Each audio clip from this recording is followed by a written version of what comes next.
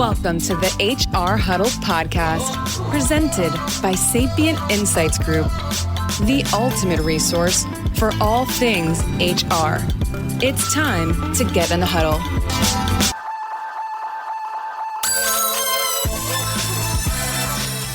Welcome to Spilling the Tea on HR Tech, where we focus on the hottest HR tech news everyone needs to know to be in the know. We break down the news of the week and help you make sense of what it means for our industry and how it can impact your organization.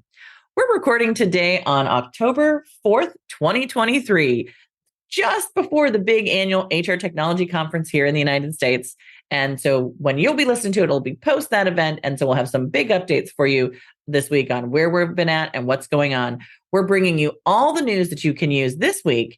And joining me today for the conversation is our co-host, Cliff Stevenson, Director of Research and Principal Analyst for Sapient Insights Group. Cliff, welcome to the show. We've got a lot of tea. I've been on the road. You've been working on the big report. It's been a busy month, right? I don't think we've had a break here for even a day or so. Yeah, nor a night. And I just want to say, since this will technically go out after HR Tech, you did a wonderful job on your keynote. That was incredible. People were crying. I am amazed.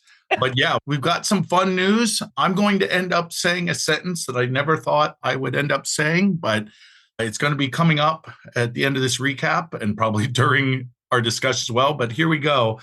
We're going to be talking about Virgin Pulse in the news. If you know them, the employee wellness community platform, they are going to be doing a merger. We're going to talk about that. ServiceNow, who we discussed last episode, they've got some news from Eightfold AI and Workday. I'm hoping you can give us a bit of news about what happened with anything you heard at Workday Rising. Yep. The week before we recorded, ADP and Epic Games. And I promise there will be a mention of a pigeon dating simulator. And that is the sentence I never thought I'd end up saying out loud. But that's a teaser for those of you listening to stick around to figure out just what the heck I'm talking about. Yeah, and there are probably some of our audience who have used the Epic Games. Anybody knows Fortnite? That's the maker of Epic Games. And for those of us who have kids and or are those hidden gamers, we don't tell anybody that, right? Well, there will be some people who'll be interested in this article. So there we go. That's why I kept that for the last. But there's still some pretty exciting stuff in the non-gaming sector.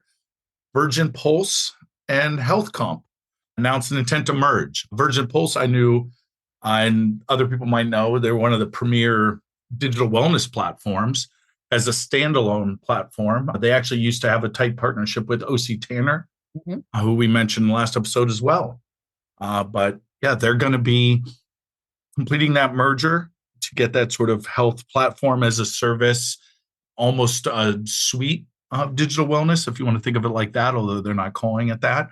But of course, they want to leverage AI, have more complete data and analytics as part of their offering. And pretty interesting because I think that for a while, digital wellness, we just haven't talked about it as much, although there's still obviously quite a bit of interest in it. Yeah, I mean, it's a growing space in our adoption charts, but I think we are definitely seeing it as becoming more sort of merged or part of the overall benefits package. And so we are seeing more of these acquisitions with the platforms. Limeade just recently had sort of a similar sort of exit. I think what's really interesting about this one, Virgin Pulse was one of those digital wellness platforms that was a mix of an aggregator with good content, but a really good user interface, right? I had actually people who were like in my own personal life who knew I did HR stuff, and they would go, I really love this app, right? Like from their employers. It was kind of a funny thing because I'd be like, yeah, no, we talk to them a lot. It's rare to have someone like an HR app, but Virgin Pulse was one of those applications that people knew that you had anything to do with it, that they really did appreciate it. And what we saw oftentimes, and I think this is part of why you see them being sort of acquired and this market shifting, is that a lot of organizations, again, Virgin Pulse was a great user experience, great tool, but it was expensive and it wasn't tied in many cases directly to what was going on with their benefits tools. A lot of times it was more tied to sort of the rewards recognition, like you had mentioned, the OC Tanner. And we saw many of the benefits platforms start to offer a good enough version of this. Employee Navigator is one of them in this space that kind of gobbled up some of that market share. And it was interesting to watch organizations make that shift because they could combine that budget, they could combine the data sets, they could good enough trumped user experience in this particular case.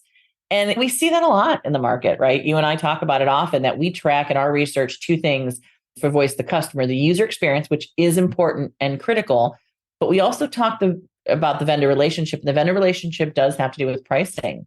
And vendors have to manage those two sides of the coin very carefully because oftentimes you'll see that the vendor satisfaction goes up with user experience. Those two things do tend to go up together, but it is oftentimes that we'll see even the best user experience won't keep a product if it isn't tied into the relationships you have with the other applications. So I think this is a real good example of sort of some of that changes that we saw happen in that market.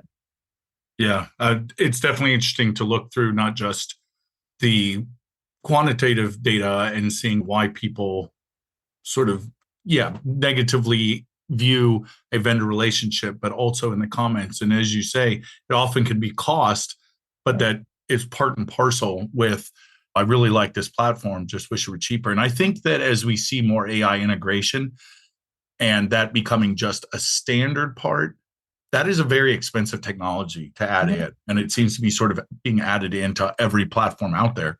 But the underlying hardware and the GPUs and the system intensiveness of those things means that cost will be a factor. And these sort of mergers will need to happen and these acquisitions will need to happen because it'll be much harder to compete as a smaller platform if it requires such expensive hardware. Yeah, I think we're going to see more acquisitions, but I think we're also going to see more tighter partnerships too. Like another interesting one that falls in this sort of wellness space is Brightplan, right? They do financial wellness. I've tracked them for quite a few years.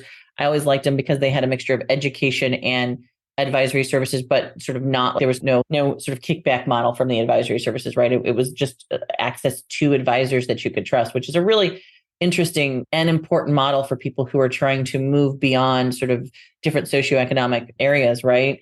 And what we have found is that those organizations are realizing they really have to partner with the larger platforms to be embedded into this conversation. And Brightplan Beta just announced a good partnership with UKG. I think, again, that's the other way they'll get around this sort of artificial intelligence sort of tax to some extent that we're going to start seeing in the market, right? Yeah. And speaking of those partnerships and those acquisitions, I mentioned ServiceNow. They've acquired Enable Professional Services and their technology, and they do organizational health and safety, what we would call workplace health and safety here in the States. They're a Australian company, Enable. And ServiceNow, interestingly enough, we talked about how they had expanded their data privacy and security and just data governance across the board and made that a user-enabled platform. And now we're seeing more in the safety, in the more workplace sense of safety, right? Not just the data safety and security, but it still falls in this idea of compliance. And clearly they're seeing that this is an area that is ripe for competitive advantage to get into this compliance and safety area, especially as we move into more and more regulatory workplace. That's how I view it. I don't know. What are your thoughts on this interesting fact that they've been in the news often in what I would consider, related stories? Yeah. I mean, I think ServiceNow they're definitely trying to make the case that they are a competitive HR platform in the market, right? I think beyond just a help desk, beyond just a communications tool. And I think picking up what we would consider sort of niche HR applications that are often on the fringes of HR, because sometimes HR owns this budget, sometimes operations own this budget, sometimes you have a risk function that owns this budget, and sometimes it's owned by sort of a compliance function that oversees all of that, or a shared services function. But what they are is these are indispensable products, right? These are things that I may or may not be able to get away with doing a performance management solution inside my organization. I absolutely have to have a solution that's managing health and safety inside my organization, particularly post-COVID, right? And so I do think that ServiceNow is taking a very pragmatic approach to kind of wanting to be a central solution for the HR/operations space around the workforce needs. And I like this approach. I haven't taken a look at the product, so we can't say sort of how it fits into the overall platform of ServiceNow. And so I think that's one of the things I'll be asking about when we talk with them here at HR Tech, is to understand a little bit about where they're taking this conversation. Are they going to make it more user-friendly? Are they going to make it more manager-friendly? Are they going to make it more data-driven? All of those things are important with these type of tools.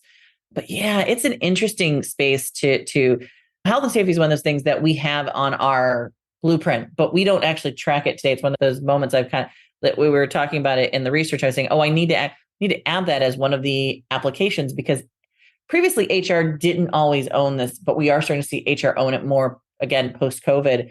And so we would like to see the adoption numbers and see where they're at right now in the market. And this, I think, will be an interesting conversation with organizations like ServiceNow, or even organizations like Dovetail, or organizations even like your Workday and your SAP, but within their sort of broader operations support areas, right? So it's a growing space, I think. Yeah, absolutely. And you mentioned that sort of post-pandemic, I think specifically the more people working in remote locations, right? And that obviously adds to the complexity of your regulatory environment, but also the rise of more contingent workers, right? And that also brings its own set of rules and safety concerns and all these different things that can be very tough to manage on your own. And so clearly, like you said, that shifting workplace has led to a stronger need. But I think, the need was there. Maybe just more people are recognizing it. And they said that's a absolutely necessary part of your workplace technology infrastructure. So going from that, because you did mention Workday, so I'll use that as the segue to mention another big news item. The former Workday CEO or co-CEO, Chano Fernandez, is going to be the co-CEO at Eightfold AI. I believe we've mentioned Eightfold AI before, the talent intelligence, talent acquisition / platform. So that's pretty interesting. Did you know Chano? I did know Chano. I got a chance to meet him when I was at Workday Rising Europe last year, before he stepped down, and Carl Escoban was put in as the new co-CEO with Neil earlier this year. And I think it's an interesting move for him.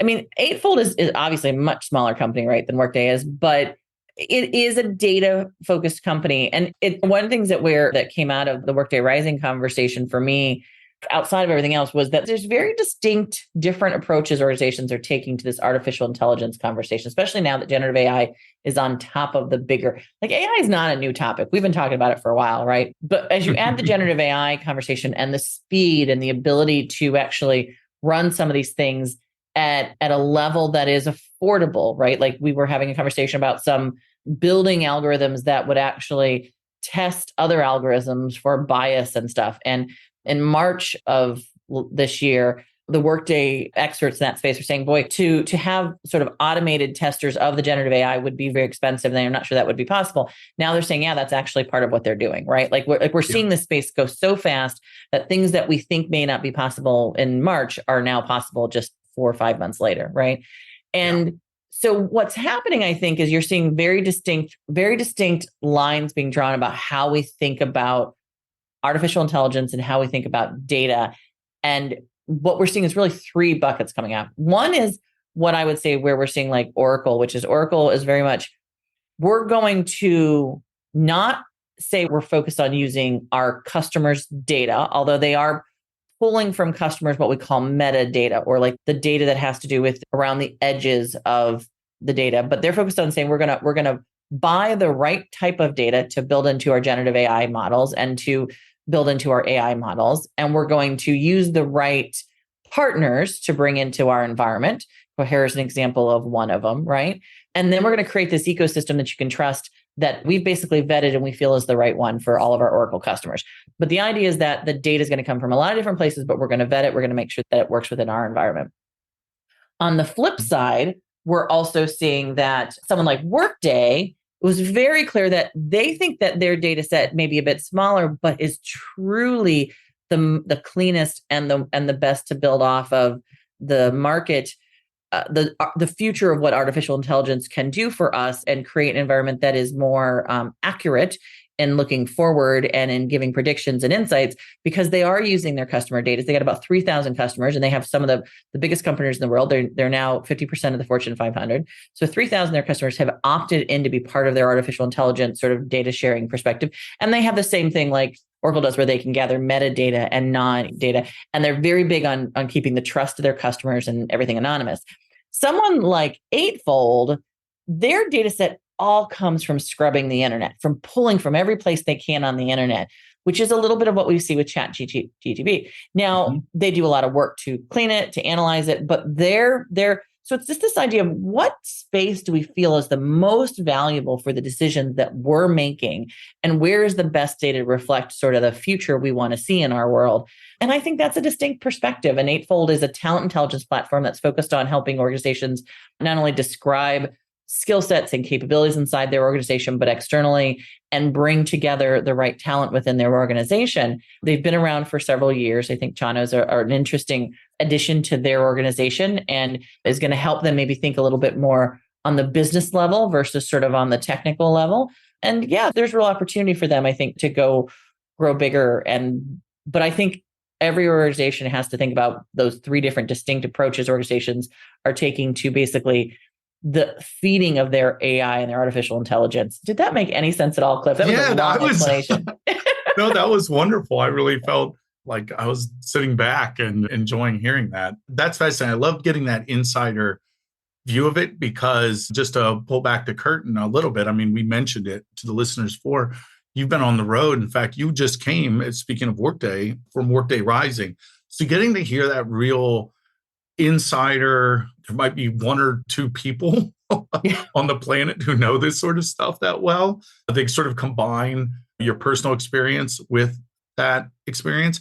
I'd love, if you don't mind, because I know you were just talking about that, but you were talking about Workday Rising in Europe last year. You just came from the US, Workday Rising just a few days ago. Would you mind giving any just quick highlights from that? Yeah. First of all, I would recommend, if you follow me on LinkedIn, go out to LinkedIn. One of my last updates was on the wrapping up of Workday. I mean, there was a ton of announcements being made at Workday Rising. Not quite as many as we saw at Oracle. Oracle had more products they were launching, new things they were releasing. Workdays were much more showing these products in action. We'd seen it actually, they talked a lot about many of them in March of this year at their Innovation Summit for the analysts. So some of this was actually starting to see some of the things that they had talked about, like on-demand workforce planning, now playing out in the environment, right? They were doing demos of that. They were doing demos of sort of the skills validation, which is a really important new feature that they're rolling out. They were doing demos of their really cool new sort of managers hub, which is this environment, like all of us, right? Like managers need to have a place where they can kind of see where all the things are interacting, but they're doing more team building in that environment. So they're sort of competing a little bit with where ADP is going with their HCM environment, right? Which is that team conversation, right? Mm-hmm. So those were really big, I think, functionality conversations that we saw coming out of Workday. One of probably the biggest announcements, I think, that were made there, and this was really kind of exciting for me because we know all the vendors. We work with a lot of the executives and the CEOs, and it's nice to see when they play nice together is kind of is it right? Because they are all competing. There's no doubt about it, right? And sometimes it gets hard to sort of balance between sort of what they're showing you as really good products and tools and sort of how they're sort of working with each other and collaborating, because sometimes those two things don't always work well. Well, in this case, Carl asked about who's the new co-CEO and will be taking over as the CEO next year and full-time, as Anil sort of steps back to do more focus on the technology, which is what we saw Larry Ellison do over at Oracle just recently as well. We're seeing a lot of these founders and co-founders do that. But Carl was on stage with Maria Black, who we know is the CEO of ADP, the new CEO of ADP. Mm-hmm. And those two had a really great conversation. It was very personal, talking about how ADP and Workday are going to now partner together, particularly in the payroll, particularly in the global payroll space, right? What I found interesting in this dynamic is we've been talking to Workday for quite some time about mid-market customers not feeling like they had options when they were coming off of solutions that offered services in the payroll space, because Workday didn't offer any services in the payroll space, right? They were the technology. Now with this new partnership with ADP, they've always been integrated and had a partnership, but this is going to be a deeper integration across those platforms. And interestingly, they're also going to be co-offering some of the same services. And that I think is going to be exciting because that's going to open up the opportunities for more both global and US based mid-market companies to have the services done outside of their organization. As you and I both know, that's an important factor for small HR functions. So that was a really big conversation. There was a huge amount of conversation about AI. A lot of what I just talked about in the other segment came from those conversations. Workday released 40 machine learning functionality updates that are already in production inside their organization. Some of them generative AI, not all of them generative AI. What I like about what Workday's position is that they are very much taking that we are enhancing the work experience and the human experience. We are not replacing humans. That was a very clear statement from them. You're not hearing that as much in all the other vendors. And I think probably the most interesting thing that I saw from the generative AI perspective was their feedback tool for employees. There were some really cool things for workforce planning. There were some really cool things about building job descriptions. All that was kind of stuff you would expect from artificial intelligence. So it wasn't groundbreaking to me. We've seen it in other places. But the manager response data, I had not seen this done anywhere else. Basically, it allowed the manager to go in and if you're going to give feedback to an employee, start the conversation and say, what kind of feedback? Where was this feedback given? And when did this take place? Was it good or bad? And then it would literally write the feedback. And then you have the option to go in and edit it. But it was basically by answering a few questions, it wrote your feedback comment for you, right? And we all know that getting that started can be the hardest thing when you're a manager. Yeah. And both of us are writers. Sometimes even if you aren't a manager and used to that, that's fascinating. I think, and that shows a perfect example and something that has been a familiar refrain for us is this idea of using technology to create more human connections. Yes. And that's always fascinating. And I think is always the best use of the advanced technology. It was a really good. So I think they did a really nice job at this rising, sort of being very practical. But I think every vendor has a long way to go before they convince their customers that the artificial intelligence is working in their best interest, right? And that includes employees, HR, and the business leaders. And every business leader wants to move fast, but it was very clear that, at least at this event, that moving fast and breaking things is not the way you probably want to go with artificial intelligence. You want to be first mover, but you better make sure you're doing it in a very thoughtful way, or you're going to really hurt people. So, yeah.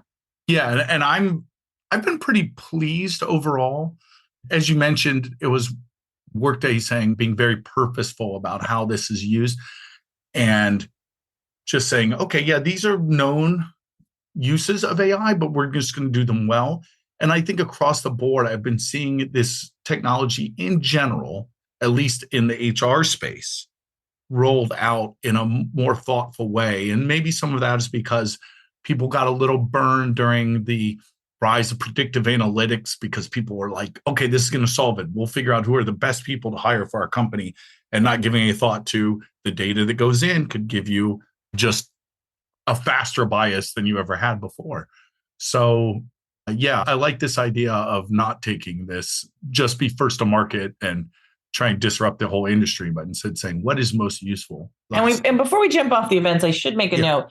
We are not at SuccessFactors, which is going on this week right now as we're speaking, SAP SuccessFactors event, and we're not at Ceridian's Dayforce's event that is going on this week. I can tell you the one big announcement I heard from Ceridian so far is that they are finally, and I say this as I'm saying Ceridian, that they're dropping the name Ceridian and they will be going by Dayforce going forward. So that's a big move. On a selfish note for me, I was thrilled about this because this means that our charts that have all the little bubble dots on them will be so much easier to build. Yes. Ceridian Dayforce was one of the longer names. Now I'm just waiting for SAP SuccessFactors to do the same thing, right? Yeah, Microsoft LinkedIn Learning. Yeah, LinkedIn Learning is another Microsoft, right? We really have to shorten it to be able to make those charts readable sometimes. Yeah. But I think that's a big move because it basically is saying that Dayforce is now ready to let go of that legacy of Ceridian, which they actually did one of the best jobs I've ever seen of transitioning customers over, had some of the highest rates of moving customers from the old Ceridian platform, which was a service bureau old model, on single or multi-tenant, or it wasn't even multi-tenant. It was basically single tenant, basically kind of on-premise, but in their environment kind of model, right? To the new cloud environment of Dayforce. They did not lose nearly as many customers as Oracle lost when they were moving PeopleSoft people over, right? They also, I think, it'll be interesting to hear coming out of this event is how they're going to move forward in sort of keeping pace with their competitors. One of the things I think you're going to see out of our data set this year is there's an interesting dynamic for Ceridian where they're doing very well with very large customers, right? But they don't have as many large customers. And so there's an interesting dynamic there as to how they're managing their service model. And then the same thing with SuccessFactors. Amy Wilson did a lot at the keynote this week. She's really, I think, been invested in what's happening there at SuccessFactors. I don't have a lot of updates there as much, but we will hopefully bring them to you next time we talk next week. So, yeah. Absolutely. And you mentioned ADP. So the news there is just that they have launched their own VC, their own venture capital fund, joining a few other organizations in the space, a few other suppliers and vendor solution providers in the space that have done this as well.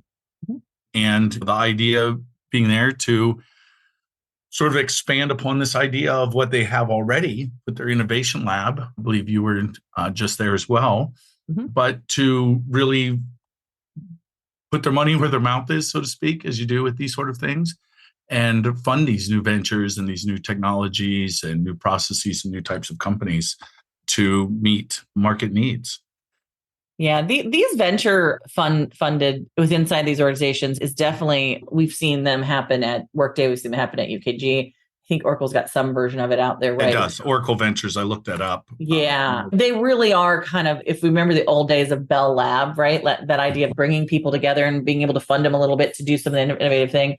The one thing I think that people should always be aware of, though, is that just being in one of these venture funds does not mean you will be acquired and or be a preferred mm-hmm. partner. That is always an important note to make, but it does mean that you're getting the benefits of that very large company. And it means you're under a bit of a microscope, which means you better make sure your company is being run well because they're watching closely, right?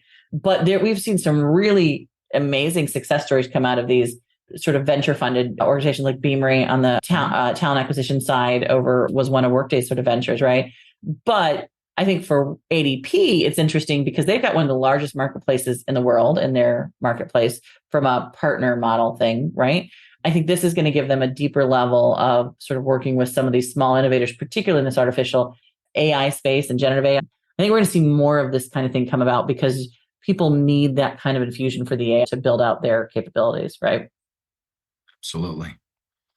And so finally, we mentioned it. There was big layoffs at Epic Games, which I believe is in your neck of the woods, right? Yep. They're the makers of Fortnite. This is where I'm going to sound a grandfather. I mean, I'm aware of Fortnite. I think I've seen my nephews play it, but it wasn't really until this news broke and I was looking into it just how much money this brings in, which leads us into this interesting story. Stacey had brought this to my attention because this is an interesting sort of putting into place a workforce, a practice yep. about how you announce something as devastating as layoffs and the transparency. We talk about transparency in algorithms, but just transparency in general when dealing with people. The CEO, I want to say Eric Cook from Epic, had gone out and wrote a very detailed letter to the entire company with specific numbers saying 16% of the organization will be laid off. They talk about why they do it, the scope written in an FAQ. What is the total number of people? Also that they're divesting their marketing arm and Bandcamp for creating music and hosting your band's music was always a strange acquisition, to be honest. Whether there'll be more layoffs, whether they'll continue hiring and any of their other sort of side ventures going on and that sort of thing. So I think, Stacey, you had mentioned this is a very good way to go about doing this in what can be a very emotionally devastating time. It's better than just finding out in a town hall, or even worse, not finding out at all until you're pink slipped. Yeah. And while I'd agree, there were a couple interesting stories that came out. One was looking up just how much money Fortnite makes, just Fortnite. And keep in mind, they're a game company. They've got a lot of different games. 5 to 6 billion a year is how much just Fortnite brings in, according to Epic Games themselves. So you could see why there was some confusion when they said, how are we not solvent with that kind of money, since that is not a kind of game that requires kind of a whole large staff of updating. And then I promised pigeon dating simulator talk. There were two sort of news stories that broke around this time that I thought made it look a little, I kind of dinged the brand or might have taken the edge off the shine of this very open and transparent mention. One is the creator of a game called Hatful Boyfriend, which is a pigeon dating simulator. And again, I can't believe I'm saying this as a sentence out loud. Said she never received any of the royalties she should have made from her game after it was acquired by Epic. And considering how much money they have, that seemed like not good press. And also, although it was probably planned well in advance, they have these Fortnite dances or emotes that they do in the game. So I really sound old. But the one that came out the day after the layoffs were announced was called Share the Wealth. And your character would fling money around. So while I agree, transparency is good. And you know what's interesting too is that they gave, I believe, 6 months severance, and that wasn't mentioned here. So that's a positive secret there, because that's not the standard.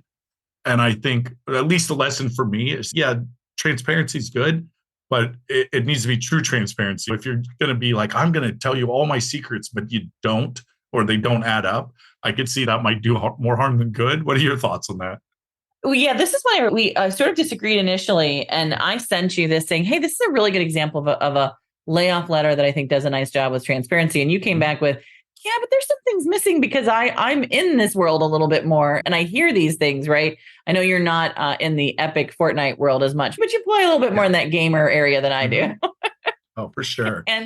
But what I think there's twofold things there for anyone who is going to be sort of addressing the need to reduce workforce. One is obviously handling with compassion. And I think they did a good job of that. Like you said, with the 6 months, they were offering healthcare, both to their US based and other regions that didn't offer healthcare at a government level. So they were doing a lot of the things that we feel are just best practices, because again, a lot of these workers may eventually down the road come back to work for them, right? There's an opportunity for that in many cases.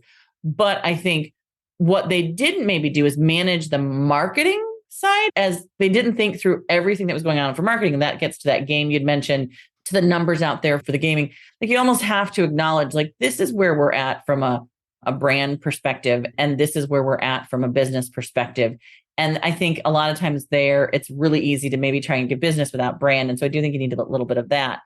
The other side of this, I think, that is probably a broader message, and maybe one to wrap the conversation on today, is if you look at the things that they are doing, this is a little bit more of a correction than it is an issue, I think, of total finances. I mean, there is some solvent that they were hoping to be able to cut enough spending so they didn't have to do these layoffs.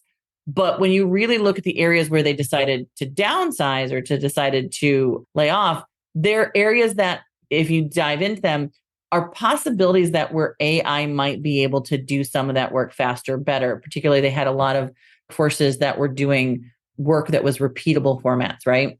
And I think we're going to see this in the next 5 years or so, in not just the technical area. I think it's happening first in the technology space, but we're going to see this across the board in all kinds of organizations as they start to assess what artificial intelligence can do for their businesses and how it can now actually have meaningful impacts on their bottom lines. A good way to think about this is if you think back to what happened around 2000s, as we were moving out of sort of into more of the information age, and we had seen the bubble burst from the first wave of the internet, right? IBM was a technology play. Most people may not know this, the youngsters in the audience may not know this. But IBM used to build the best hardware and software in the market. Like, they had one of my favorite laptops that they used to build, right? Yeah. And they made a concerted effort to shift out of the hardware and, to some extent, some software, not all of it, space, to become a services-based organization. They are now one of the largest consulting firms in the market, focused on data and forward thinking. And they did that because they saw coming down the road that hardware was a commodity, that it could be made cheaper and better in other ways. And that was no longer where they were probably going to be focused. If they hadn't done that, there may not be an IBM today, right? It might have gone the way of the BlackBerry phones, right? Or Blockbuster, if you guys remember any of that stuff, right? So to me, I think this is an example of what we're going to see coming down the pike. Cliff, those are a long explanation on that, but I think it's something important for everyone to be thinking about. Yeah, no, actually, I think it ties in well with our ongoing discussion about AI and how just the nature of the workplace is changing. And I certainly don't want to make it sound like we shouldn't be transparent and open. I think that's the way to go. And I think it's worth being open, not just with each other in our workplaces, but also with ourselves and with our businesses, right? Mm-hmm. And determining where to go. And I'll also say that Fortnite had, 230 million players. We're hoping to get that here at Spilling the Tea, concurrent listeners. And if that happens, we'll make a guarantee now there'll be no layoffs. There you go, Cliff. If we hit even a 1% of that number, I think we will be doing well. Well, I think we're heading off to HR Tech next week. Like I said, everybody listen to this post HR Tech, but you and I are finishing up the big annual report. So we're going to have to probably wrap today because there's a lot of data crunching. We're still doing it. Mm-hmm. It's amazing that this report really is from an annual perspective. If you followed Sapient Insights or before that, Sierra Cedar and Cedar Crestone, this report now in its 26th year, every year we find something new and exciting in the data, even though we've been doing this survey for over 26 years. Cliff and I were just talking about some of the really exciting stuff coming out in the artificial intelligence questions we asked, even some of the new things coming out in the spending data this year. So we hope that you'll take the opportunity as you're listening today to click over to our Sapient Insight website and go to where you can buy the report or download the executive summary at least, because you're going to find the insights in there that I don't think you'll be able to find anywhere else right now, from what we're seeing at least. Right, Cliff? I guarantee we're the only people with some of this data. And as we said before, it's all about the good data coming in, allows us to have that good analysis coming out. And that data comes from you, listeners, and other practitioners. So thank you. We wouldn't be able to do it without you. Yeah. So as we wrap up today, please let us know as you have any questions, particularly about the research. If you download it, get a chance to read it. We are loving the questions we get from the research, and both Cliff and I are able to answer those this year, which is exciting to have someone who knows the data as well as I do finally. And also, we just wanted to say, if you also want to follow sort of more future updates or want to get ongoing news about where we're going to be at, please sign up for our newsletter at sapientinsights.com as well. And listen to our sister podcast on the HR Huddle, HR We Have a Problem, where are hosted by CEO Terry Zipper, which will be talking about topical questions with our various guests who come in to speak to us.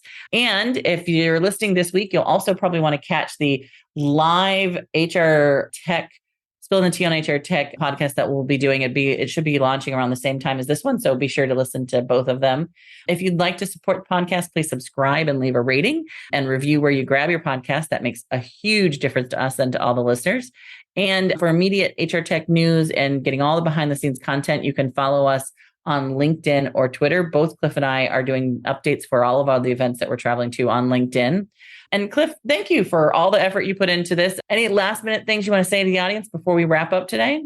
No, as I said, thank you all so much for your participation in making this possible. We'd love to hear from any of you. It's always a pleasure. And thank you. And when we talk next, it'll be on the other side of HR Tech. And I cannot wait to hear what you all think and your reactions to some of the data that we've got for you. Yeah, we're excited. Maybe the next show after the HR Tech one, we'll start to dive into some of the cool stuff that we're seeing in the report. Thank you, everyone. As always, Cliff said, we couldn't do this without you. Couldn't do the research without you. Couldn't do the podcast without you. You guys the community is part of what makes this possible. And so we are really indebted to you. We want to thank our Brand Method Media Group, who helps us produce our podcast, run by the amazing founder, Kelly. Also, our marketing team, Lisa Renko and Summer, who both put all of this together and make sure that things get done and uploaded and where they need to be when they need to be there. Thanks to our listeners and the community, because we couldn't do this without you, as I said. And that's it for this episode of Spilling the Tea on HR Tech. We hope it's been just the brew you needed to start the engines running this week. We'll be back in another week. We're going to be 1 week away this time with another pot of boiling hot HR technology updates and insights directly from the floor of the HR Technology Conference. So thanks, everyone. Bye.